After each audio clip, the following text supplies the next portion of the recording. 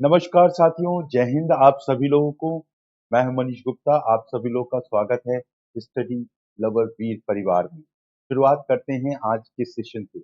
आज के सेशन में क्या होने वाला है, जैसा कि आप सभी लोग जानते हैं, 7 जन्में, 7 सिंदूर, 7 पर्वतमालाएं, 7 समुंदर और 7 जन्म, ये सारे जो होते हैं ना, 7 7 7 का जो चक्र है, और हमारे शरीर में भी 7 चक्र होते हैं।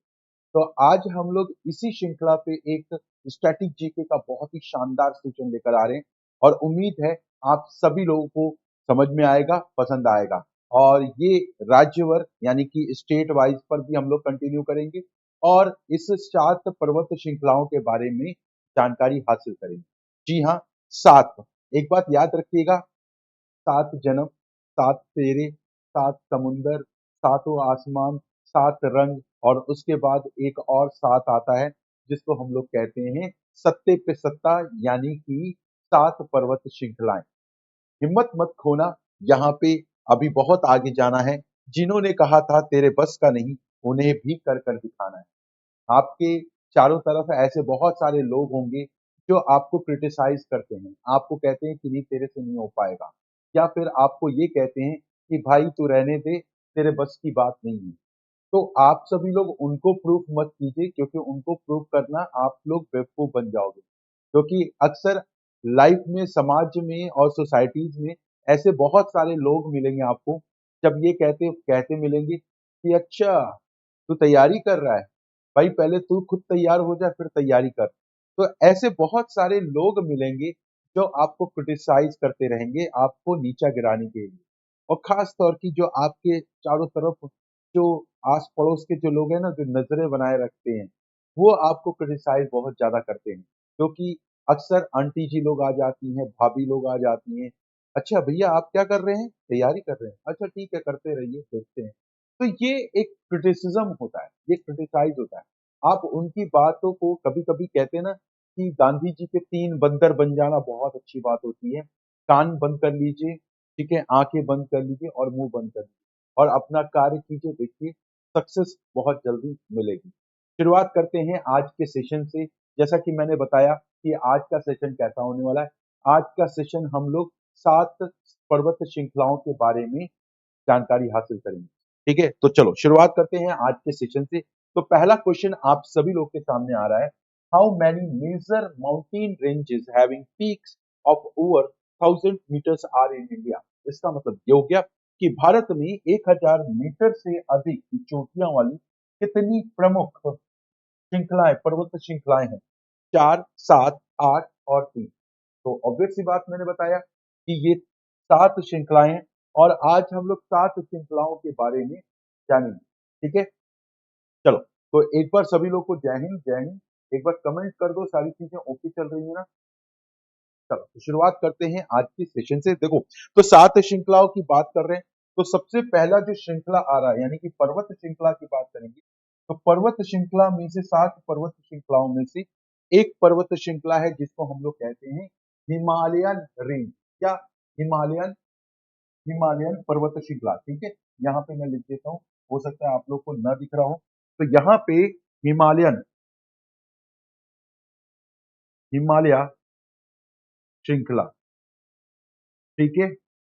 दूसरा आपका क्या आता है, काराकोरम श्रेणी, काराकोरम, काराकोरम, और पीर पंजाल, पीर पंजाल श्रेणी। ठीक है, श्रृंखला, पर्वत श्रृंखला की बात की जा रही है, पर्वत श्रृंखला। तीसरा क्या आता है, तीसरा आता है आपका ईस्टर्न माउंटेन रेंज, जिसको हम लोग पूर्वांचल रेंज के तौर पर भी जानते हैं। क्या बोलते हैं, पूर्वांचल रेंज, पूर्वांचल पर्वत श्रृंखलाएं, पर्वत श्रृंखला। चौथा आपके पास आता है अरावली श्रेणी। क्या आता है, अरावली पर्वत श्रृंखला या अरावली श्रृंखला। ठीक है, पांचवा क्या आता है, वेस्टर्न घाट या पश्चिमी घाट बोलते हैं इसको। क्या बोलते हैं, पश्चिमी घाट या फिर वेस्टर्न घाट। ये क्या है, पर्वत श्रृंखलाओं के नाम बता रहा हूं मैं, ठीक है। ईस्टर्न घाट, ठीक है, पूर्वी घाट, पूर्वी घाट, या इसको कहते हैं ईस्टर्न घाट। तो कई बार कंफ्यूजन हो जाता है ईस्टर्न घाट और पूर्वांचल पर्वत, यानी कि ईस्टर्न ईस्टर्न माउंटेन रेंज है और ईस्टर्न घाट, दोनों अलग है। तो ईस्टर्न पूर्वांचल पर्वत श्रृंखला और ईस्टर्न घाट, ये दोनों अलग अलग है। साथ ही अगर हम लोग सात की बात करें, सातवां सतपुड़ा और विंध्य रेंज, सतपुड़ा विंध्य रेंज, ठीक है, श्रृंखला। ये सात श्रृंखलाएं हैं, इनको याद कर लीजिए, बहुत इंपॉर्टेंट है। फिर से देखते हैं कि भारत में 1000 से ऊपर जो चोटी वाली सात श्रृंखलाएं हैं, इन सात श्रृंखलाओं के नाम याद कर लीजिए। पहला हिमालय श्रृंखला, दूसरा काराकोरम पीर पंजाल श्रृंखला, तीसरा पूर्वांचल पर्वत श्रृंखला, चौथा अरावली पर्वत श्रृंखला, पश्चिम घाट, पूर्वी घाट, सतपुड़ा विंध्य श्रृंखला। सिंपल सा है, कोई बहुत ज्यादा इसमें रॉकेट साइंस है ही। अब आते हैं हम लोग यहाँ पे देखते हैं कि सबसे पहले हिमालय रेंज के बारे में जानते हैं। हिमालय रेंज के बारे में जानते हैं। अब हिमालय रेंज के बारे में देखिए, तो हिमालय रेंज में 100 से भी अधिक ऐसी चोटियां हैं जहां पे जिनकी ऊंचाई 7200 मीटर से भी अधिक है। इसका मतलब आप समझ सकते हैं कि हिमालय रेंज ही, जहां पे आप देखेंगे जो माउंटेन रेंज है, जिसको हम लोग माउंट एवरेस्ट भी कहते हैं, वो नेपाल में है, लेकिन उसका भी जो हिस्सा है ना, वो हिमालय से कनेक्टेड करता है। तो आप ये कह सकते हैं कि 100 से भी अधिक चोटियां जिनकी ऊंचाई 7200 मीटर से भी अधिक है। दूसरा, नंगा पर्वत और नमचा बरवा को हिमालय का पश्चिमी और पूर्वी बिंदु माना जाता है। यानी कि अगर हम लोग देखें यहाँ पे कि जो नंगा पर्वत है, नंगा पर्वत हिमालय का पश्चिमी भाग, हिमालय का पश्चिमी भाग, और जो नाचा पर्वत है, नाचा बरवा है, ये पूर्वी बिंदु माना जाता है, ठीक है। साथ ही अगर देखें कि माउंट एवरेस्ट, जिसकी ऊंचाई दुनिया की सबसे ऊंची चोटी में से जानी जाती है, 8,848 मीटर की ऊंचाई है, ये नेपाल के हिमालय पर्वतमालाओं की श्रृंखला में जुड़ी हुई है। तो आपसे कभी क्वेश्चन पूछा जाए कि mount Everest, Bharat mount Everest किस पर्वतमालाओं से जुड़ा हुआ है, तो आपका आंसर क्या होना चाहिए, हिमालय पर्वतमाला से जुड़ा हुआ है, ठीक है। तो यह नेपाल में स्थित है। हिमालय से कौन कौन सी प्रमुख नदियां निकलती हैं? हिमालय से गंगा नदी, ब्रह्मपुत्र नदी और सिंधु सहित कई महान नदियों का सोर्स भी यहीं से निकलता है। तो यहाँ से आप कुछ ऐसे, जैसे गंगा, ब्रह्मपुत्र, सिंधु, ये आपकी हिमालय रेंज से ही निकलती हुई चली आती है। आगे देखते हैं हम लोग, अगर काराकोरम की बात करें, यानी कि काराकोरम रेंज की बात करें, तो काराकोरम जो पर्वत श्रृंखलाएं हैं, यहाँ पे 500 किलोमीटर की लंबाई के साथ काराकोरम रेंज में पृथ्वी की कई सबसे बड़ी चोटियां हैं, जैसे कि केटू। तो केटू दुनिया की दूसरी सबसे ऊंची चोटी है। केटू दुनिया की सबसे ऊंची चोटी है, जिसकी ऊंचाई 8,611 मीटर पर काराकोरम रेंज में स्थित है।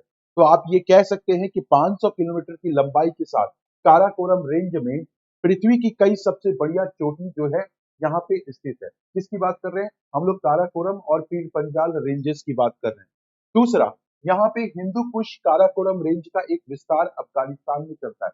यानी कि अगर हम लोग कश्मीर से होते हुए, यानी कि कश्मीर से सटा हुआ जो अफगानिस्तान है, वो अफगानिस्तान में जब पहुंचेंगे तो अफगानिस्तान का जो रेंजेस जाएगा वो काराकोरम रेंज जाता है, जिसको हम लोग क्या बोलते हैं? हिंदू कुश। आपसे क्वेश्चन पूछा भी जाता है कि अफगानिस्तान में जो काराकोरम रेंज है वो किस नाम से जाना जाता है? वो हिंदू कुश के नाम से जाना जाता है। किस नाम से जाना जाता है? हिंदू कुश के नाम से जाना जाता है। कई बार क्वेश्चन ये पूछा जाता है कि सियाचिन ग्लेशियर और ब्याफू ग्लेशियर, अगर देखा जाए तो सियाचिन ग्लेशियर और ब्याफू ग्लेशियर जो दुनिया के दूसरे और तीसरे सबसे बड़े ग्लेशियर है और इसी श्रेणी में स्थित है। यानी कि जो दुनिया का जो ग्लेशियर है, ग्लेशियर किसको कहते हैं? ग्लेशियर एक कहते हैं आप पहाड़, कहते हैं ना कि बर्फ का पहाड़। ये बर्फ का पहाड़ जो होते हैं, ये बहुत ही बड़े शिलकाय होते हैं, जिसको सियाचिन ग्लेशियर और द बियाफू ग्लेशियर यहाँ पे दुनिया के दूसरे और तीसरे सबसे बड़े ग्लेशियर के तौर पे जाने जाते हैं। और ये कहाँ पे है? काराकोरम और पीर पंजाल श्रेणी। सबसे बड़ी बात यह है कि भारत और पाकिस्तान के जो बीच का विवाद है, ठीक है, भारत और पाकिस्तान के जो बीच का विवाद है, अक्सर क्वेश्चन पूछा जाता है कि सियाचिन विवाद किस दो देशों के बीच में है। अक्सर बच्चे क्या देखकर आते हैं, सियाचिन लगा होता है तो उसमें चीन आंसर लेकर चले आते हैं। यही सबसे बड़ा गलत आंसर हो जाता है, क्योंकि काराकोरम और पीर पंजाल की जो श्रेणियां हैं वो बहुत ही विवादित, यानी कि सियाचिन ग्लेशियर का जो पार्ट है वो एक थोड़ा सा विवादित क्षेत्र के तौर पर जाना जाता है तो हमारे हिंदुस्तान में, लेकिन पाकिस्तान उसको अपना बताता है। पाकिस्तान ऑक्युपाइड कश्मीर के अंतर्गत उसको दिखाया जाता है। तो सियाचिन ग्लेशियर और द बियरफो ग्लेशियर जो दुनिया के दूसरे और तीसरे सबसे बड़े ग्लेशियर के तौर पे जाने जाते हैं। पीर पंजाल जो रेंज है वो भारत में हिमालय प्रदेश से शुरू होता है, यानी कि हिमाचल प्रदेश से शुरू होता है। साथ ही हिमालय की दक्षिण दिशा में और उत्तर पश्चिम में जम्मू कश्मीर की स्थित है। तो जम्मू और कश्मीर का जो विवादित क्षेत्र है वो पीर पंजाल रेंज से ही जुड़ा हुआ है। और ये पीर पंजाल क्षेत्र जो है आपके सियाचिन ग्लेशियर से सटा हुआ है और यहीं पे विवाद शुरू हो जाता है। पाकिस्तान क्या कहता है, पाकिस्तान का कहना है कि भाई जो पाकिस्तान ऑक्युपाइड कश्मीर है वो, चूंकि पाकिस्तान के रेंजेस में, चूंकि उस वक्त बहुत सारे विवाद हुए थे जब कश्मीर का जो हिस्सा हो रहा था, तो पूरा भारत जो हमारा हिंदुस्तान है, हमारा प्यारा भारत है, उसका पूरा जो पाकिस्तान ऑक्युपाइड जो क्षेत्र है, यानी कि ये कह सकते हैं कि उसमें जबरदस्ती कब्जियाया गया है पाकिस्तान के द्वारा। तो इस तरीके से ये कहा जा सकता है कि जो पीर पंजाल क्षेत्र है वो भारत के हिमाचल प्रदेश से शुरू होता है और हिमालय के दक्षिण दिशा में खत्म हो जाता है। इसी श्रेणी का जो निचला हिस्सा होता है वहां से कुछ नदियां निकलती हैं और उस नदी का नाम है रावी नदी, चिनाब नदी, झेलम नदी। ये कुछ ऐसी नदियां हैं जो कि पाकिस्तान, आपने एक मूवी देखी होगी, इसमें एक गाना है, देर ना हो जाए कहीं देर ना हो जाए। एक ऋषि कपूर था, ऋषि कपूर क्या होता है कि कश्मीर की घाट पर, कश्मीरी के घाटियों पर क्या होता है कि गाड़ी चलाता होता है, लेकिन बारिश होती है और उसका एक्सीडेंट हो जाता है और वो नदी के बहाव में बहते बहते बहते बहते पाकिस्तान में चला जाता है। तो कुछ ऐसा ही जो नदियों का जो क्षेत्र है ना, नदियों का जो सोर्स है वो पाकिस्तान में भी जाता है, जिसको हम लोग कहते हैं झेलम नदी। तो रावी, चेनाब और झेलम ये जैसी नदियां जो कि कहां से होकर निकलती हैं, वो पीर पंजाल से होकर निकलती है। यहीं पे हिल स्टेशन है पीर पंजाल के स्टेशन पे, जो कि गुलमर्ग स्टेशन कहा जाता है और जम्मू कश्मीर का सबसे प्यारा खूबसूरत शहर के तौर पे जाना जाता है। तो ये आपको काराकोरम और पीर पंजाल रेंज देखने को मिलेगा। अब आते हैं हम लोग पूर्वांचल रेंज की बात करते हैं। किसकी बात करते हैं? इसको हम लोग ईस्टर्न माउंटेन रेंज कहा जाता है। ईस्टर्न माउंटेन रेंज कहा जाता है। तो ईस्टर्न माउंटेन रेंज या फिर पूर्वी पर्वत श्रृंखलाएं तीन भागों में बटा हुआ है। किसमें? तीन भागों में बटा हुआ है। तो हम लोग जैसे कि कल मैप भी देख रहे थे, तो कल मैप में हम लोग आपको नेशनल पार्क के, असम के नेशनल पार्क में हम आपको बताने की कोशिश कर रहे थे पटकाई बम। तो ये पटकाई बम हिल है, गारो खासी हिल है और लुशाई हिल है, जो कि तीन भागों में बटा हुआ है। तो ये आपको माउंटेन रेंज ज्यादातर आपको नॉर्थ ईस्ट स्टेट में देखने को मिलेंगे, यानी कि आपको पूर्वोत्तर राज्यों में सबसे ज्यादा ये श्रृंखलाएं देखने को मिलेंगी। तो ये तीन चोटियां, जैसे कि पटकाई बम हिल, गारो हिल्स में और खासी हिल्स, लुशाई हिल। तो आपसे क्वेश्चन पूछा जाता है मीजो हिल जो है वो किस पर्वत श्रृंखला का हिस्सा है?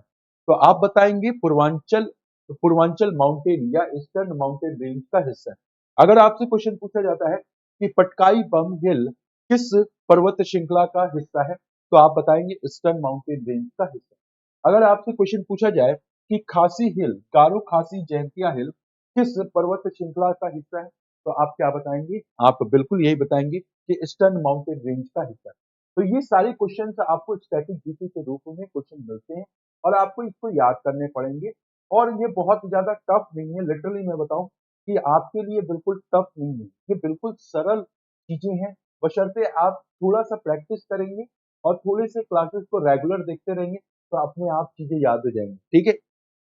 मेघालय में एक मौसिन राम है और ये मौसिन राम जो है ये भी आपके किस क्षेत्र से जुड़ा हुआ है? ईस्टर्न माउंटेन रेंज से जुड़ा हुआ है। और दुनिया का सबसे आर्द्र वाला शहर, जैसे कहते हैं वेटलैंड, वेटलैंड, ये नम वाला शहर, वहां पे आप जाएंगे ना मौसिनराम में, तो आपको इतने पसीने होंगे, इतने पसीने होंगे, हाइड्रेशन कहते हैं ना कि डिहाइड्रेशन, वो बहुत ज्यादा हो जाता है वहां पे। क्योंकि कारण क्या है कि जो खासी पहाड़ी है वहां पे, खासी पहाड़ियों का अगर हम लोग इसका स्ट्रक्चर देखें, जो खासी पहाड़ी है, तो चूंकि वहां पे बारिश होती है, और ये बारिश का जो पानी होता है वो एक जगह पे आके कलेक्ट है, चूंकि निकल नहीं पाता है, और वो कलेक्ट होता है, और चूंकि वो वहां पे सीधे डायरेक्ट सूर्य की रोशनी आती है, धूप पड़ता है, तो इससे इवोपरेशन होते हैं, यानी कि इवोपरेशन का मतलब एक तरह से नमी बनती चली जाती है। तो अक्सर जैसे हम लोग बरसात के समय में जैसी नमी होती है ना, चिपचिपे वाली, वैसी हमेशा बारह मास वहां पे रहती है मौसिन राम में। तो मेघालय के मौसिन राम में आप जब जाएंगे तो वहां पे सबसे ज्यादा नमी रहेगी, और ये वेटलैंड एरिया में भी आता है। तो रामसर का जो वेटलैंड एरिया है वो मौसिन राम मेघालय में भी इंक्लूडेड किया गया। साथ ही अगर देखें तो यह श्रेणी भारत के सभी पूर्वी राज्यों को कवर करती है, जिन्हें आमतौर पर सेवन सिस्टर कहते हैं। हालांकि अगर हम लोगों ने पिछले सेशन में आप लोगों को बताया था कि अगर हम लोगों ने पिछले सेशन में डिस्कशन क्या किया था कि जो नॉर्थ ईस्ट के टोटल कितने राज्य हैं? नॉर्थ ईस्ट में टोटल 8 राज्य हैं, ठीक है, और 8 राज्यों में से आपने 7 राज्यों के बारे में भी देखा था, ठीक है। तो 7 राज्य जो कि पूर्वांचल रेंज है ना, पूर्वांचल रेंज, ये पूर्वांचल रेंज यानी कि ईस्टर्न ईस्टर्न घाट, ठीक है, eastern eastern mountain range, mountain range, यही eastern mountain range, Purvanchal range क्या करती है? सिक्किम को बाकी के 7 राज्यों से अलग करती है। और वहां पे जो 7 राज्यों से सिक्किम से अलग करती है ना, तो वहां पे एक चिकन नेक है, चिकन नेक। चिकन नेक का मतलब ये हो गया कि आप सभी लोग को मैंने बताया था कि वो काफी सेंसिटिव इलाका है, जो कि बाकी राज्यों से, दूसरे देशों से अलग भी करती। तो ये आपका अगर क्वेश्चन पूछा जाए कि इनमें से सेवन सिस्टर जो राज्य हैं, यानी कि नॉर्थ ईस्ट स्टेट में सेवन सिस्टर स्टेट है, उनको किस राज्यों से अलग होता है, मतलब किस माउंटेन रेंज से अलग किया जाता है? कौन सा ऐसा माउंटेन रेंज है जो कि सेवन सिस्टर और सिक्किम के बीच का एक विभाग करता है? तो आप कह सकते हैं कि ईस्टर्न माउंटेन रेंज पड़ता है, जो कि सेवन सिस्टर को अलग करता है, ठीक है। चलिए आगे देखते हैं, यहाँ पे अब आते हैं सतपुड़ा विंध्य रेंज के बारे में जानते हैं। सतपुड़ा विंध्य रेंज, तो सतपुड़ा विंध्य रेंज क्या है? सतपुड़ा विंध्य रेंज, तो सतपुड़ा और विंध्य श्रेणी मध्य भारत में स्थित है। ज्यादातर आपको देखने को कहाँ पे मिलेगा? और जो उत्तर प्रदेश का मिर्जापुर, सोनभद्र, मध्य प्रदेश, ये जो इलाका है ना, वो आपको सतपुड़ा विंध्य श्रेणी देखने को मिलेगा। विंध्याचल जो आप दर्शन करने जाते होंगे विंध्याचल मंदिर में, तो वहां पे भी विंध्य श्रेणी है, यानी कि जो पर्वत श्रृंखलाएं हैं वो विंध्य श्रेणी के तौर पे जानी जाती है। तो सतपुड़ा और विंध्य श्रेणी मध्य भारत में स्थित है, और ये दोनों ही श्रेणी एक दूसरे के समानांतर चलती है, यानी कि ये पैरेलल चलती है। तो आप ये कह सकते हैं कि जो एक सतपुड़ा रेंजेस चल रही है और एक विंध्य क्षेत्र चल रही है, और ये दोनों मध्य भारत में। देखो भारत का इकोलॉजी सिस्टम कितना अच्छा है, 12 मास अगर देखा जाए तो 12 मास इक्वल रहता है, ठीक है, यानी कि 3 महीने ठंड, 3 महीने बारिश, 3 महीने गर्मी, 3 महीने, है ना।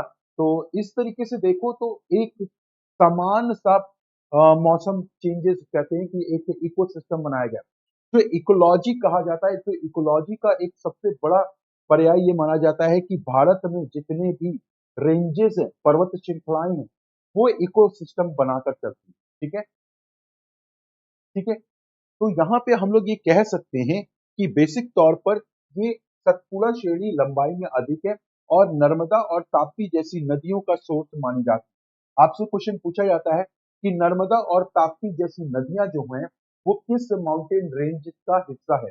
तो आपका आंसर क्या होगा? सतपुड़ा और विंध्य श्रेणी का हिस्सा है, ठीक है, सतपुड़ा और विंध्य क्षेत्र का हिस्सा है। साथ ही अगर कहा जाए कि सतपुड़ा और विंध्य, जो कि दोनों मुख्य रूप से मध्य प्रदेश, महाराष्ट्र, गुजरात, छत्तीसगढ़ और उत्तर प्रदेश के कुछ विस्तार के साथ स्थित है। तो आप ये कह सकते हैं कि सतपुड़ा और विंध्य जो क्षेत्र हैं वो राज्यों का सबसे ज्यादा कवर करते हैं, यानी कि बहुत ज्यादा राज्यों को कवर करते हैं। तो इसमें मध्य प्रदेश आता है, महाराष्ट्र आता है, गुजरात आता है, छत्तीसगढ़ आता है, उत्तर प्रदेश आता है। तो ये अगर देखें तो सतपुड़ा और विंध्य दोनों ही मुख्य रूप से इस राज्यों को कवर करते हैं। साथ ही अगर देखें कि सतपुड़ा और विंध्य क्षेत्र की सबसे ऊंची चोटी का क्या नाम है, सतपुड़ा और विंध्य क्षेत्र की सबसे ऊंची चोटी का नाम कलुमर चोटी है। ठीक है, जो कि अगर देखा जाए तो कलुमर चोटी जो है विंध्य क्षेत्र की सबसे ऊंची चोटी है, और दुफगढ़ जो चोटी है वो सतपुड़ा चोटी सबसे बड़ी है। तो आप ये कह सकते हैं कि दुफगढ़ जो कि सतपुड़ा की सबसे ऊंची चोटी है, और कलुमर चोटी जो है विंध्य क्षेत्र की सबसे ऊंची चोटी जानी जाती है। तो क्वेश्चन यहाँ से पूछे भी गए, तो यहाँ से क्वेश्चन आंसर्स भी आप लोगों को करा रहे हैं, जैसे कि आप लोगों का कॉन्सेप्ट भी क्लियर होता चले और क्वेश्चन आंसर्स भी जो बन रहे हैं वो भी मैं बताता चल रहा हूँ। ये पर्वतमालाएं जो है पंचमढ़ी हिल स्टेशन जो कि मध्य प्रदेश में है, कान्हा राष्ट्रीय उद्यान जो कि मध्य प्रदेश में है, अमरकंटक और ओंकारेश्वर मंदिर जैसे पर्यटक स्थलों को भी परिभाषित करता है। तो इस श्रृंखलाओं की वजह से कई पर्यटन स्थल भी बनाए गए हैं। ठीक है, तो ये तो आपका हो गया सतपुड़ा और विंध्य क्षेत्र। अब आते हैं हम लोग जो भारत की सबसे पुरानी पर्वत श्रृंखला का नाम पूछा जाता है कि भारत की सबसे पुरानी पर्वत श्रृंखला का क्या नाम है। तो भारत की सबसे पुरानी पर्वत श्रृंखला का नाम आपका क्या है, अरावली श्रेणियां है। ठीक है, अरावली श्रृंखला जो दुनिया की सबसे पुरानी पर्वत श्रृंखलाओं में से एक है। तो इसको कहा जाता है, अरावली श्रेणी को कहा जाता है कि एक तरह से इसको सीमा की जो चौड़ाई होती है ना वो 10 किलोमीटर से 100 किलोमीटर तक बनी हुई है, और इसको शिखरों की रेखा भी कहा जाता है, यानी कि इसका जो उपनाम है अरावली श्रेणी का उपनाम क्या है, इसको कहा जाता है शिखरों की रेखा, शिखरों की रेखा। और साथ ही भारतीय राज्य कौन कौन से राज्य से सटा हुआ है, तो आप कह सकते हैं दिल्ली, हरियाणा, राजस्थान और गुजरात, ये सभी राज्यों को कवर करता है अरावली की श्रेणी। तो अक्सर आपसे क्वेश्चन पूछा जाता है कि ये बताइए कि दुनिया की सबसे पुरानी पर्वत श्रृंखलाओं में से जो कि भारत में है उनका क्या नाम है, तो आप क्या आंसर बताएंगे, अरावली श्रेणी। और साथ ही साथ अरावली की जो सीमा की चौड़ाई है वो 10 किलोमीटर से लेकर 100 किलोमीटर तक की है। साथ ही अगर देखें कि किस किन राज्यों से अरावली श्रेणियां होकर गुजरती हैं, दिल्ली, गुजरात, हरियाणा, राजस्थान। ठीक है, और इसी तरीके से 1722 मीटर एक अरावली श्रेणी की सबसे ऊंची श्रृंखला जिसको हम लोग कहते हैं गुरु शिखर, ये गुरु शिखर जो है अरावली श्रेणी का सबसे ऊंचा बिंदु कहलाता है, यानी कि सबसे हाईएस्ट पीक, सबसे उच्चतम जो ऊंचाई है 1722 मीटर की ऊंचाई पर है। इस पर्वतमाला पर राजस्थान का एकमात्र हिल स्टेशन है जिसको हम लोग माउंट आबू कहते हैं। अब आपसे क्वेश्चन ये भी पूछा गया है कि जो माउंट आबू है वो किस पर्वत श्रृंखला का हिस्सा है, तो आप आंसर क्या देंगे, जो माउंट आबू जो कि राजस्थान में है वो अरावली श्रृंखला का एक हिस्सा है। इसी तरीके से उदयपुर जिसे पूर्व का वेनिस भी कहा जाता है, ये भी अरावली श्रेणी के दक्षिण भाग में स्थित है। यहाँ पे बनास, लूनी, साबरमती जो साबरमती नदियों का एक सोर्स माना जाता है।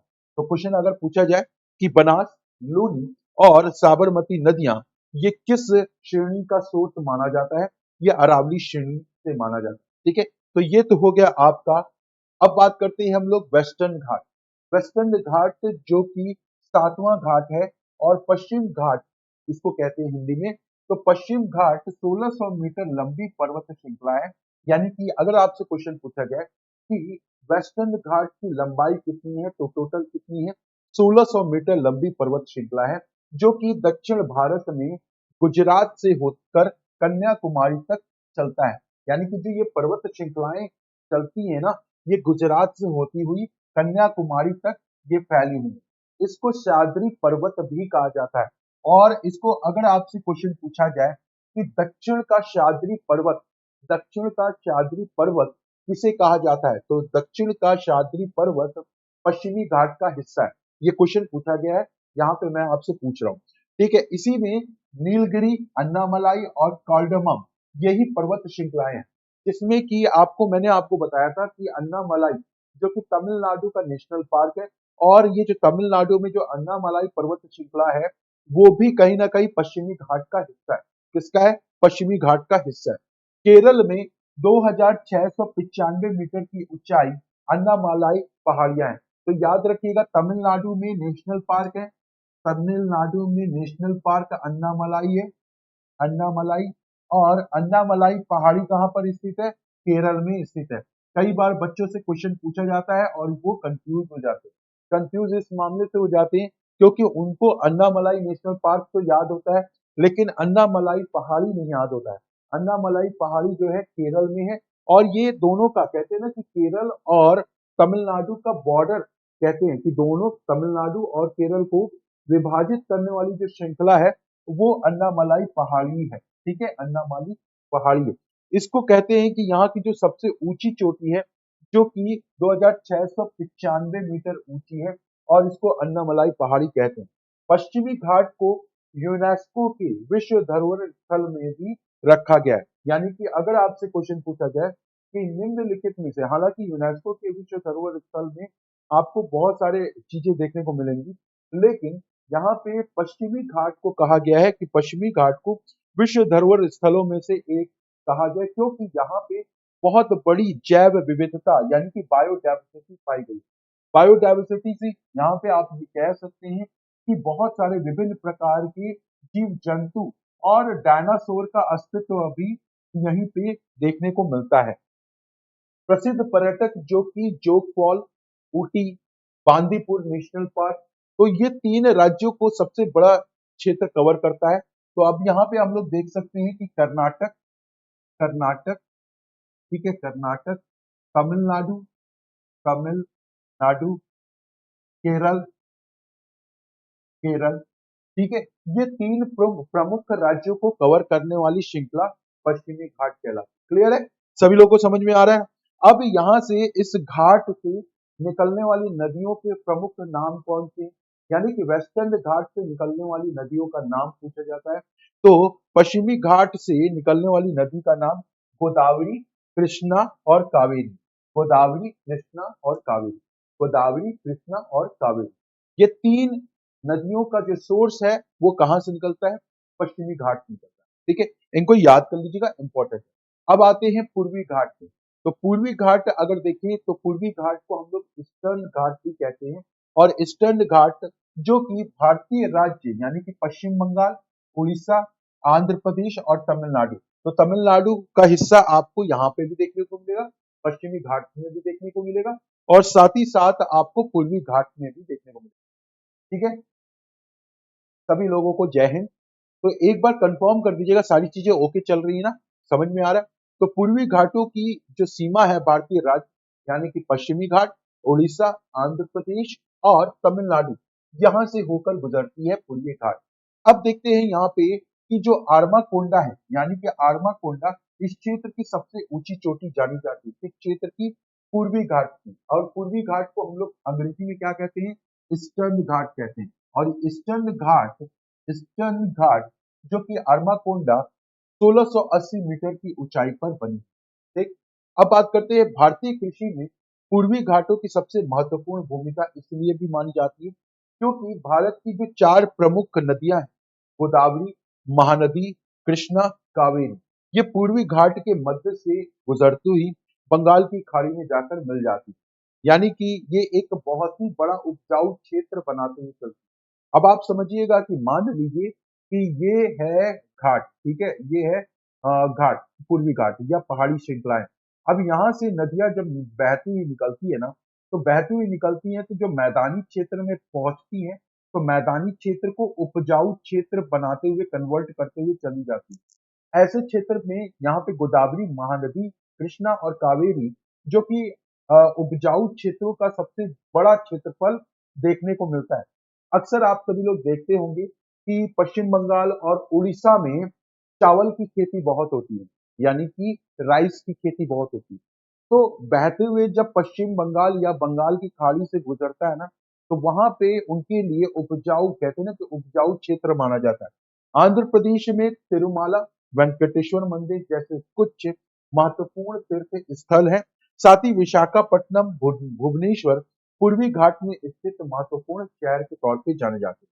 तो ये तो हो गए टोटल 7 श्रृंखलाएं, जिसमें कि हम लोगों ने अभी तक ये सारी चीजें देखी। तो आइए एक बार फिर से रिवीजन कर लेते हैं, जिससे कि हम लोग का जो फ्लैशबैक होता है ना, जो सातों रेंजेस हैं, वो सातों रेंजेस के बारे में हम लोग को याद हो जाएगा। अभी जरा देखते हैं यहाँ पे कि ये क्वेश्चन पूछा है आपसे, how many major mountain ranges having peaks of over 1000 meter. यहाँ पे क्वेश्चन पूछा गया है कि 1000 मीटर से ऊपर जो पीक है, चोटियों वाली, कितनी प्रमुख पर्वत श्रृंखलाएं हैं। तो इसमें सबसे पहला 7 होते हैं, जिसमें कि हमने आपको बताने की कोशिश की हिमालय श्रृंखला, यानी कि काराकोरम पीर पंजाल श्रृंखला, पूर्वांचल पर्वत श्रृंखलाएं, अरावली पर्वत श्रृंखलाएं, पश्चिमी घाट, पूर्वी घाट, सतपुड़ा विंध्य क्षेत्र। ये क्या है? ये 7 क्षेत्र हैं। अब देखते हैं कि ये जो हिमालय रेंज है, हिमालय रेंज में 100 से अधिक ऐसी चोटियां हैं जिनकी ऊंचाई 7200 मीटर से भी अधिक है, ऊंची है। और नंगा पर्वत जो कि हिमालय के पश्चिमी भाग में, और नमचा पर्वत जो कि हिमालय के पश्चिमी पूर्वी भाग में का हिस्सा है। इसी के साथ माउंट एवरेस्ट 8848 मीटर की ऊंचाई के साथ हिमालय पर्वत श्रृंखलाओं का ही एक हिस्सा है। साथ ही अगर हम लोग इसको बात करें तो ये एक नेपाल के हिमालय पर्वत मामला में स्थित है। हिमालय यानी कि गंगा, ब्रह्मपुत्र और सिंधु, ये कई ऐसी महान नदियां हैं जो श्रृंखलाओं का सोर्स भी कहलाती है। 500 किलोमीटर की रेंज के साथ काराकोरम रेंज पृथ्वी की कई सबसे बड़ी चोटियों में से जाना जाता है, जिसमें से कि एक केटू है। ये केटू दुनिया की दूसरी सबसे बड़ी चोटी और भारत की सबसे ऊंची चोटी केटू है। तो अगर आपसे क्वेश्चन पूछा जाए कि केटू भारत की सबसे ऊंची चोटी का नाम क्या है, तो सभी बच्चे माउंट एवरेस्ट बता दें। माउंट एवरेस्ट जो है भारत में नहीं है, नेपाल में। अब केटू की बात करें तो केटू जो कि पीर पंजाल और काराकोरम श्रेणी का ही हिस्सा है, और ये केटू दुनिया की दूसरी सबसे ऊंची चोटी है। और भारत की सबसे ऊंची चोटी कौन सी है? केटू। ठीक है। अब ये इसकी ऊंचाई कितनी है? 8611 मीटर की ऊंचाई पे। साथ ही इसका जो क्षेत्र है अफगानिस्तान जिस तक जाता है, और अफगानिस्तान तक जाने में इसका नाम पड़ जाता है हिंदू कुश। इसी तरीके से सियाचिन ग्लेशियर और द ब्याफो ग्लेशियर दुनिया की सबसे ऊंची चोटी ग्लेशियर, दुनिया की सबसे दूसरी सबसे बड़ा ग्लेशियर जो है सियाचिन है, और तीसरा जो है द ब्याफो ग्लेशियर।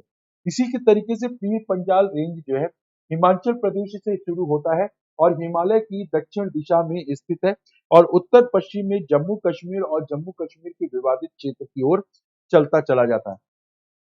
हम लोगों ने ईस्टर्न माउंटेन रेंज के बारे में भी देखा, यानी कि पूर्वोत्तर राज्यों के बारे में देखा। पूर्वांचल रेंज पूर्वी पर्वत श्रृंखला के 3 भागों में शामिल होता है। साथ ही अगर देखें पटकाई बम हिल, गारो खासी जयंतिया हिल और लुशाई हिल, ये ईस्टर्न माउंटेन रेंज का हिस्सा है। ठीक है। साथ ही अगर हम लोग देखें यहाँ पे सतपुड़ा रेंज, सतपुड़ा रेंज की सबसे प्रमुख नदियों का नाम क्या है? नर्मदा, ताप्ती नदियां है। ठीक इसी तरीके से हम लोगों ने किसके बारे में देखा? अरावली श्रेणी के बारे में देखा। अरावली श्रेणी जिसको शिखरों की रेखा कहा जाता है, दिल्ली, हरियाणा, राजस्थान और गुजरात को कवर करता हुआ 800 किलोमीटर की लंबाई तक फैला हुआ है। ठीक है। साथ ही अगर देखें 1722 मीटर की कुल ऊंचाई के साथ गुरु शिखर अरावली श्रेणियां हैं। पश्चिमी घाट 1600 मीटर लंबी पर्वत श्रृंखला है। इसको सह्याद्री पर्वत के नाम से भी जाना जाता है। पूर्वी घाट पश्चिम बंगाल, उड़ीसा, आंध्र प्रदेश और तमिलनाडु से होकर गुजरता है। 1680 मीटर की ऊंचाई वाला अरमाकोंडा इस क्षेत्र की सबसे ऊंची चोटी के तौर पे जाना जाता है। अब आपसे क्वेश्चन पूछा जा रहा है, what do you mean by world Himalaya? आपसे क्वेश्चन पूछा जाए कि विश्व में हिमालय से आप क्या समझते हैं? Land of peaks, land of rising sun, एडोब of snow, land of mountain. विश्व की हिमालय से आप क्या समझते हैं?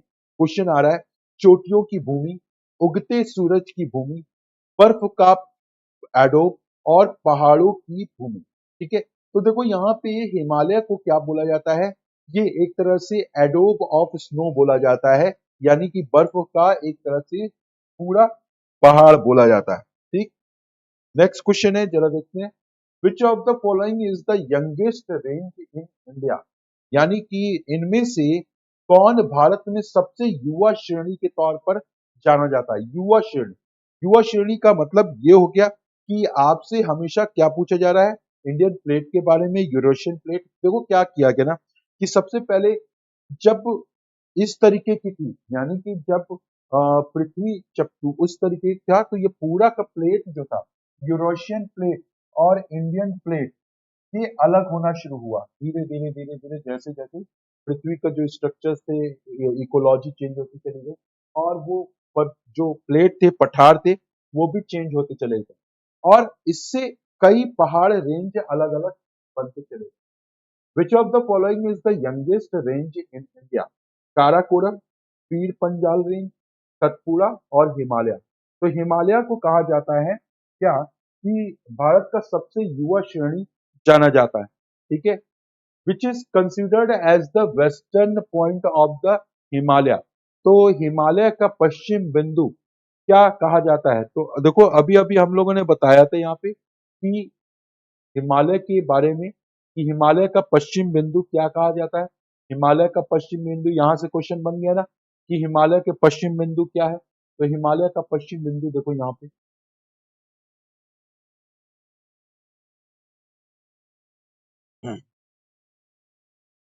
हाँ ये, ठीक।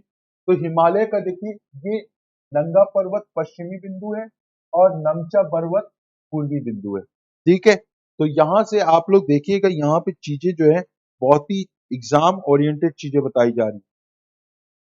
तो क्वेश्चन कहाँ गया हमारा? पश्चिमी बिंदु पूछा है, तो पश्चिमी बिंदु हमारा नंगा पर्वत हो गया, ठीक है। ये question, which is the considered as the western point of the Himalaya? Himalaya का पश्चिमी बिंदु क्या कहा जाता है? नंगा पर्वत को कहते हैं, क्या कहते हैं? नंगा पर्वत को कहते हैं। और नमचा पर्वत जो है वो पूर्वी बिंदु से लगा हुआ है, पूर्वी बिंदु से लगा हुआ है, ठीक है।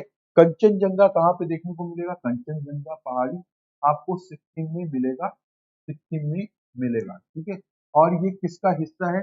ये पूर्वांचल रेंज का हिस्सा है, पूर्वांचल रेंज का हिस्सा है, ठीक है। चले नेक्स्ट क्वेश्चन है, जरा देखते हैं यहाँ पे, विच is the highest peak in the world? विश्व की सबसे ऊंची चोटी कौन सी है? ये तो बहुत ही इजी क्वेश्चन है। Kanchenjunga, K two, mountain Everest, mount Everest या पीर पंजाल। आपसे क्वेश्चन पूछा गया विश्व की सबसे ऊंची चोटी का नाम क्या है? आपको मालूम है 8,848 मीटर की ऊंचाई के साथ, 8,848 मीटर की ऊंचाई के साथ माउंट एवरेस्ट दुनिया की सबसे ऊंची चोटी है। साथ ही अगर आपसे पूछा जाए कि दुनिया की दूसरी सबसे ऊंची चोटी कौन सी है? केटू है। भारत की सबसे ऊंची चोटी का नाम क्या है? केटू, ठीक है। नेक्स्ट क्वेश्चन है, चलो देखते हैं, which mountain range lies under the disputed category of Indian and Pakistan? Bharat और पाकिस्तान के बीच में किस सबसे ज्यादा, जिसको कहते हैं सियाचिन ग्लेशियर, तो सियाचिन का जो हिस्सा है वो किस क्षेत्र में आएगा? तो सियाचिन का क्षेत्र का हिस्सा मैंने आपको बताया था, ये पीर पंजाल, एक तो काराकोरम और पीर पंजाल, ये दोनों ही आपके जम्मू कश्मीर, जम्मू कश्मीर, लद्दाख, लद्दाख, ठीक है, हिमाचल प्रदेश ये हिस्सा बने हुए हैं। लेकिन यहाँ पे काराकोरम जो श्रेणी है, जो कि सियाचिन, सियाचिन ग्लेशियर से सटा हुआ और सबसे विवादित क्षेत्र है। तो यहाँ पे क्वेश्चन दिया भी हुआ है, Karakoram major part of the Karakoram range lies under the disputed category Indian and Pakistan, ठीक है, जिसमें कि पाकिस्तान बताता है कि वो पाकिस्तान ऑक्युपाइड कश्मीर उसका हिस्सा। क्लियर है ना भाई, समझ में आ रहा है? नेक्स्ट है, जरा देखिएगा, विच of the following mountain has largest peaks of the world? ठीक है, देखो, विच of the following mountain has largest peaks of the world, ये तो हो चुका है। इनमें से किस पर्वत श्रृंखला, पर्वत में विश्व की सबसे बड़ी चोटियां हैं? तो ये हिमालय में है, और हिमालय में ही माउंट एवरेस्ट है, माउंट एवरेस्ट है। क्लियर, चले नेक्स्ट जरा देखते हैं, ये काराकोरम नहीं होगा, ये कहा जा रहा है which of the following mountain has largest peaks. अच्छा, हाईएस्ट पीक्स और लार्जेस्ट पीक्स, अगर हाईएस्ट पीक्स पूछा जाए, हाईएस्ट पीक पूछा जाएगा, तो माउंटेन माउंट एवरेस्ट हो जाएगा, यानी कि हिमालय हो जाएगा। लेकिन अगर आपसे लार्जेस्ट पीक पूछा जाए, तो लार्जेस्ट पीक आपका काराकोरम हो जाएगा, ठीक है। क्वेश्चन में कंफ्यूजन मत होना, मैं भी कंफ्यूज हो गया। Which of the following are the world second largest glacier, ठीक है, which of the following are the world second largest glacier, इनमें से कौन दुनिया के दूसरे सबसे बड़े हिमनाद के रूप में जाना जाता है? किस रूप में जाना जाता है? हिमनाद के रूप में जाना जाता है। तो वर्ल्ड का जो सेकेंड लार्जेस्ट ग्लेशियर है वो आपका कौन सा है? सियाचिन ग्लेशियर है। और तीसरा वाला कौन सा है? बियाफू ग्लेशियर। तो सेकेंड नंबर पर आपका कौन सा आता है? सियाचिन ग्लेशियर आता है। थर्ड नंबर पर आता है बियाफू ग्लेशियर, ठीक है। नेक्स्ट क्वेश्चन है, जरा देखो यहाँ पे एक बार देख लेते हैं कि एक ग्लेशियर है जो कि अंटार्कटिका में है, जो कि विश्व का सबसे ऊंचा और सबसे बड़ा ग्लेशियर है, जिसको बोलते हैं लैम्बर्ट ग्लेशियर। ये अंटार्कटिका में। सियाचिन ग्लेशियर दूसरे नंबर पर और बियाफू ग्लेशियर तीसरे नंबर पर आता है, ठीक है। और यही काराकोरम और पीर पंजाल क्षेत्रों से जुड़ा हुआ है। जैसा कि आप सभी लोग देख रहे हैं यहाँ पे बियाफू, ठीक है, और बियाफू साथ ही साथ सियाचिन, ये ग्लेशियर बने हुए हैं। बहुत सारे ग्लेशियर हैं जिसमें कि गॉडविन ऑस्टिन, विस्पर, चोगोलंगमा, बाल्ट्रो, बारासिगरी, जिंगजिंगबार, कैंग यत्से मासी, गंगोत्री, ये सभी की सभी ग्लेशियर के रूप में है। लेकिन ग्लेशियर जो है बर्फ का एक पहाड़ होता है और जैसे जैसे मौसम बदलता है वैसे वैसे वहीं से गंगा की सोर्स और नदियों के सोर्स निकलते हुए चले आते हैं।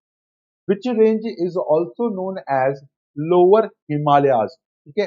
तो लोअर हिमालयाज का जो सबसे निचला क्षेत्र है उसको क्या कहा जाता है? तो ये क्वेश्चन आप लोगों को होमवर्क के तौर पर हम लोग देंगे, क्योंकि आप लोग होमवर्क भी किया कीजिए। अब आप अगर थ्योरी कॉन्सेप्ट पढ़ने हैं तो आप इस क्वेश्चन का आंसर बहुत इजीली तरीके से दे देंगे, ठीक है।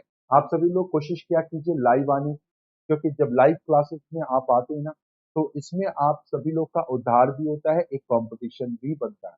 आप लोग रिकॉर्डेड देखते हैं, नो डाउट अच्छी बात है, रिकॉर्डेड देखिए, कोई दिक्कत नहीं। लेकिन साथ ही साथ आप सभी लोग क्या किया कीजिए कि लाइव आया कीजिए। लाइव में कॉम्पिटिशन्स बने रहते हैं, ठीक है। और उसमें आप क्या करेंगे कि वहां पे लाइव आने के बाद कॉम्पिटिशन्स देखे जाते हैं, ठीक।